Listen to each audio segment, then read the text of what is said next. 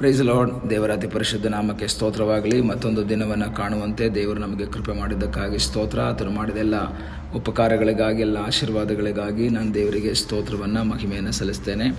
ಇಂದಿನ ವೇದ ಅಧ್ಯಯನಕ್ಕಾಗಿ ಒಂದು ವಾಕ್ಯವನ್ನು ಓದಿಕೊಳ್ಳೋಣ. ಮತ್ತಾಯನ ಬರೆದ ಸುವಾರ್ತೆ 6ನೇ ಅಧ್ಯಾಯ 19ನೇ ವಾಕ್ಯ. ಭೂಲೋಕದಲ್ಲಿ ಗಂಟು ಮಾಡಿ ಇಟ್ಟುಕೊಳ್ಳಬೇಡಿರಿ.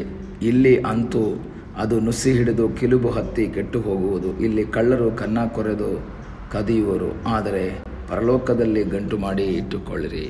ಯೇಸುಸ್ವಾಮಿ ತನ್ನ ಪರ್ವತ ಪ್ರಸಂಗದಲ್ಲಿ ಮಾತನಾಡುತ್ತಾ ಬರುವಾಗ ಅಲ್ಲಿ ಬಂದಂತಹ ಜನರ ಸಂಗಡ ಮಾತಾಡುವಂತಹ ಒಂದು ಮಾತು, ಭೂಲೋಕದಲ್ಲಿ ಗಂಟು ಮಾಡಿ ಇಟ್ಟುಕೊಳ್ಳಬೇಡಿರಿ. ದೇವರ ವಾಕ್ಯವನ್ನು ಇದನ್ನು ಕೇಳುವಾಗ ನಮಗೆ ಅನ್ನಿಸ್ತದೆ, ನಾವು ಬ್ಯಾಂಕಲ್ಲಿ ದುಡ್ಡಿಕ್ಕೋದು ತಪ್ಪ, ನಾವು ಫಿಕ್ಸೆಡ್ ಮಾಡೋದು ತಪ್ಪ, ಬ್ಯಾಂಕಲ್ಲಿ ಸೇವಿಂಗ್ಸ್ ಮಾಡಿಕ್ಕೋದು ತಪ್ಪ, ಮಕ್ಕಳಿಗೋಸ್ಕರ ಕೂಡಿಸಿಡೋದು ತಪ್ಪ. ಈ ರೀತಿ ಅನೇಕ ಪ್ರಶ್ನೆಗಳು ನಮ್ಮಲ್ಲಿ ಹುಟ್ಟಿಕೊಳ್ಳುವುದು ಸಹಜ. ಆದರೆ ಯೇಸು ಬ್ಯಾಂಕಲ್ಲಿ ದುಡ್ಡು ಇರೋ ವಿಷಯ ಆಗಿರ್ಬೋದು, ಅಥವಾ ಸೇವಿಂಗ್ಸ್ ಮಾಡೋದಾಗಿರ್ಬೋದು, ಫಿಕ್ಸೆಡ್ ಮಾಡೋದಾಗಿರ್ಬೋದು, RD ಅಕೌಂಟ್ ಆಗಿರ್ಬೋದು, ಅಥವಾ ಇತರ ಯಾವುದೇ ಕುರಿತಲ್ಲ ಇಲ್ಲಿ ಮಾತಾಡ್ತಾ ಇರೋದು.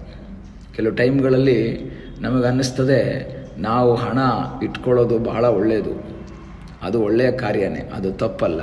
ನಮ್ಮ ಕಷ್ಟದಲ್ಲಿ, ನಮ್ಮ ಒಂದು ಕೊರತೆಯ ಸಮಯದಲ್ಲಿ ಯಾರೂ ನಮಗೆ ಸಹಾಯ ಮಾಡಲ್ಲ. ನಮ್ಮ ಬಂಧುಗಳಾಗಲಿ, ನಮ್ಮ ಸ್ವಂತದವರಾಗಲಿ ಯಾರೂ ಸಹ ನಮಗೆ ಸಹಾಯ ಮಾಡಲ್ಲ. ನಮಗೆ ಆಶ್ರಯ ದೇವರು ಮಾತ್ರ ಎಂಬುದನ್ನು ನಾವು ಮರೆಯಬಾರ್ದು.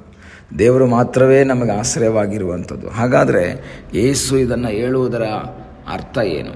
ಯೇಸು ಯಾಕೆ ಇದನ್ನು ಹೇಳ್ತಾ ಇದ್ದಾರೆ? ಭೂಲೋಕದಲ್ಲಿ ಗಂಟು ಮಾಡಿ ಇಟ್ಕೊಳ್ಬೇಡ್ರಿ ಅಂತ ಹೇಳುವುದರ ಅರ್ಥ ಏನು?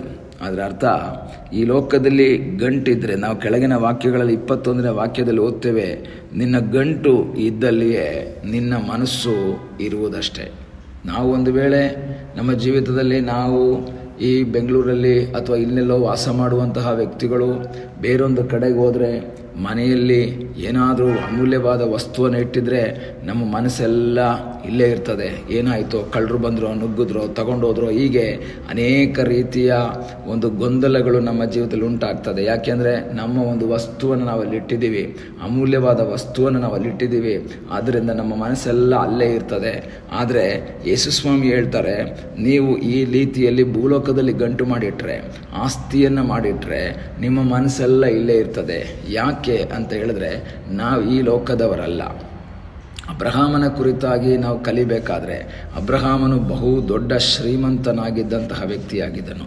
ಶ್ರೀಮಂತನಾಗಿದ್ದು ಅನೇಕ ಜನರನ್ನು ಸಾಕ್ತಾ ಇದ್ದಂತಹ ವ್ಯಕ್ತಿ, ಅನೇಕ ಜನರು ಅವನಲ್ಲಿ ಕೆಲಸಗಾರರಾಗಿದ್ದಂತಹ ವ್ಯಕ್ತಿ. ಆದರೆ ದೇವರ ವಾಕ್ಯದಲ್ಲಿ ಓದುವಾಗ ಆತನು ಏನು ಮಾಡ್ತಾ ಇದ್ದಂತೆ?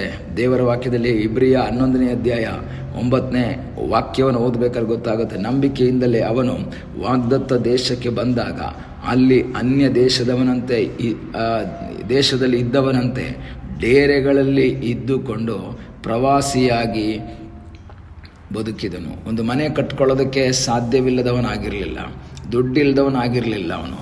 ಆದರೆ ಅವನ ಜೀವಿತದಲ್ಲಿ ಒಂದು ವಿಷಯ ಗೊತ್ತಿತ್ತು, ನಾನು ಇಲ್ಲಿ ಶಾಶ್ವತವಲ್ಲ, ನಾನಿಲ್ಲಿ ಶಾಶ್ವತವಾದ ವ್ಯಕ್ತಿಯಲ್ಲ, ನಾನು ಈ ದೇಶವನ್ನು ಬಿಟ್ಟು ಹೋಗಬೇಕಾದಂತಹ ವ್ಯಕ್ತಿ. ಇದನ್ನು ಚೆನ್ನಾಗಿ ಅರಿತಿದ್ದಂತಹ ಅಬ್ರಹಾಮನು ಗುಡಾರಗಳಲ್ಲಿ ಅಥವಾ ಡೇರೆಗಳಲ್ಲಿ ವಾಸ ಮಾಡೋದು, ಅದೇ ವಾಗ್ದಾನಕ್ಕೆ ಸಹಬಾಧ್ಯರಾಗಿದ್ದ ಇಸಾಕನು, ಯಾಕೋಬನು ಅವನಂತೆಯೇ ಡೇರೆಗಳಲ್ಲಿ ವಾಸಿಸಿದರು. ಯಾಕೆ?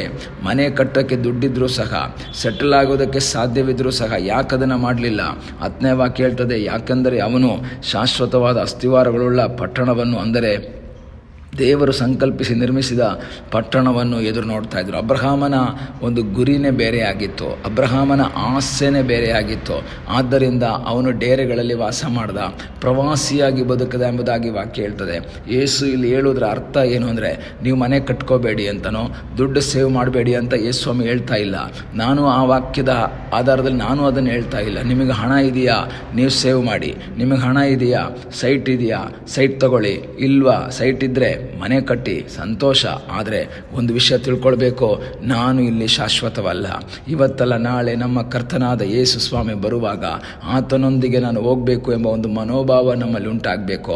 ಆ ಆಲೋಚನೆ ನಮ್ಮಲ್ಲಿರೋದಾದರೆ ಅದು ಬಹಳ ಪ್ರಾಮುಖ್ಯವಾದದ್ದು. ಪರಲೋಕದಲ್ಲಿ ಗಂಟು ಮಾಡಿಟ್ಕೊಳ್ರಿ ಅಂತ ಹೇಳಿದ್ರೆ, ಅಲ್ಲಿ ನಮ್ಮ ಆಸ್ತಿ ಇದ್ದರೆ, ಅಲ್ಲಿ ನಮಗೆ ಬೇಕಾದದ್ದಿದ್ದರೆ ಅಲ್ಲಿಗೆ ಹೋಗಬೇಕು ಎಂಬ ಆಸೆ ನಮ್ಮಲ್ಲಿ ಉಂಟಾಗ್ತದೆ. ಯೇಸು ಅಲ್ಲಿರೋರಿಗೆ ಜನರಿಗೆ ಹೇಳುವಂಥ ಉದ್ದೇಶ ಏನು ಅಂತ ಹೇಳಿದ್ರೆ, ಈ ಲೋಕವನ್ನು ಬಿಟ್ಟು ಹೋಗುವುದಕ್ಕೆ ಹಿಂಜರಿಯುವಂತಹ ರೀತಿಯಲ್ಲಿ ಅಥವಾ ಕರ್ತನು ಬರುವಾಗ ಕರ್ತನ ಬಳಿಗೆ ಹೋಗುವುದಕ್ಕೆ ನಿಮ್ಮನ್ನು ಅಡ್ಡಿ ಮಾಡುವಂಥದ್ದು ಯಾವುದು ನಿಮ್ಮಲ್ಲಿ ಇರಬಾರ್ದು. ಅದು ಇದಿರೋದ್ರಿಂದ ನಾನು ಹೋಗಲ್ಲ ಅಂತ ಆಗಬಾರ್ದು. ಯಾಕೆಂದರೆ ಸೋದೋಮ್ನಿಂದ ಹೋಗ್ರಿ ಅಂತ ಹೇಳಿದಾಗ ಲೋಟನ ಹೆಂಡತಿಗೆ ಹೋಗಕ್ಕೆ ಮನಸ್ಸಿಲ್ಲ. ಕಾರಣ ಅವಳಲ್ಲಿ ಸಂಪಾದನೆ ಮಾಡಿದಂತಹ ಮನೆ, ಅವಳು ಸಂಪಾದನೆ ಮಾಡಿದಂತಹ ಆಸ್ತಿ ಎಲ್ಲವನ್ನ ನೋಡಿ ಅವಳ ಮನಸ್ಸಲ್ಲಿ ನಿರಾಶೆ ಆಗ್ತಾ ಇದೆ. ಅದಕ್ಕೋಸ್ಕರ ಇಲ್ಲಿಂದ ಓಡಿ ಹೋಗ್ರಿ ಅಂತ ಹೇಳಿದ್ರು ಸಹ ಅವಳು ಹಿಂದಿರುಗಿ ನೋಡ್ತಾ ಇದ್ದಾಳೆ. ಕಾರಣ ಅವಳ ಗಂಟು ಸೋದೋಮ್ನಲ್ಲಿತ್ತು. ಆದರೆ ಅಬ್ರಹಾಮನು ದೇವರ ಮುಖವನ್ನು ನೋಡ್ತಾ ಇದ್ದ. ಅವನಿಗೂ ಆಸ್ತಿ ಇತ್ತು, ಲೋಟನಿಗಿಂತ ದೊಡ್ಡ ಆಸ್ತಿ ಉಳ್ಳವನಾಗಿದ್ದನು ಅಬ್ರಹಾಮನು. ಆದರೂ ಅವನು ಡೇರೆಗಳಲ್ಲಿ ವಾಸಿಸುತ್ತಾ ದೇವರ ಮುಖವನ್ನು ನೋಡ್ತಾ ಇದ್ದ. ಈ ಬೆಳಗಿನ ಸಮಯದಲ್ಲಿ ವಾಕ್ಯವನ್ನು ಕೇಳುವಂಥ ದೇವರ ಮಗುವೆ, ನಮ್ಮ ಈ ಲೋಕದಲ್ಲಿರುವಂತಹ ಆಸ್ತಿಯಲ್ಲಿ ನಮ್ಮ ಆಶ್ರಯಿಸದೆ, ನಮ್ಮ ಗಂಟಿಟ್ಕೊಂಡಿರುವಂತಹ ಆ ವಿಷಯದಲ್ಲಿ ಆಶ್ರಯಿಸದೆ, ನಾವು ದೇವರ ಬರೋಣಕ್ಕಾಗಿ ಎದುರು ನೋಡುತ್ತಾ ಇರುವುದಾದರೆ ಅದು ನಮ್ಮ ಜೀವಿತದಲ್ಲಿ ಆಶೀರ್ವಾದಕ್ಕೆ ಕಾರಣವಾಗುತ್ತೆ. ನಮ್ಮ ಗಂಟಲ್ಲಿದ್ದರೆ ಅಲ್ಲಿಗೆ ಹೋಗ್ಬೇಕೆಂಬ ಬಯಕೆ ನಿರಂತರವಾಗಿ ನಮ್ಮಲ್ಲಿ ಉಂಟಾಗುತ್ತೆ. ಅದಕ್ಕಾಗಿ ದೇವರು ನಮಗೆ ಸಹಾಯ ಮಾಡಲಿ. ಕಣ್ಣುಗಳನ್ನ ಮುಚ್ಚೋಣ, ಪ್ರಾರ್ಥನೆ ಮಾಡೋಣ. ನಮ್ಮನ್ನು ಬಹಳವಾಗಿ ಪ್ರೀತಿ ಮಾಡುವ ಪರಲೋಕದ ತಂದೆಯಾದ ದೇವರೇ, ಮತ್ತೊಂದು ಆವರ್ತಿ ನಿನ್ನ ಸನ್ನಿಧಾನದಲ್ಲಿ ನಾವು ಬಂದಿದ್ದೇವೆ. ನಿನ್ನ ಸನ್ನಿಧಾನದಲ್ಲಿ ನಮ್ಮನ್ನೇ ಸಮರ್ಪಿಸಿಕೊಳ್ಳುತ್ತೇವೆ. ನಿನ್ನ ಬರೋಣಕ್ಕಾಗಿ ಎದುರು ನೋಡುತ್ತಾ ಮುಂದೆ ಸಾಗುವಂತೆ ನೀನು ನಮಗೆ ಕೃಪೆ ಮಾಡು. ಪ್ರಾರ್ಥನೆಯನ್ನು ಕೇಳಿದ್ದಕ್ಕಾಗಿ ಸ್ತೋತ್ರ. ಯೇಸುವಿನ ಮುದ್ದಾದ ಹೆಸರಿನಲ್ಲಿ ಬೇಡಿಕೊಳ್ಳುತ್ತೇವೆ ನಮ್ಮ ಪ್ರೀತಿಯ ತಂದೆಯೇ, ಆಮೇನ್. God bless you.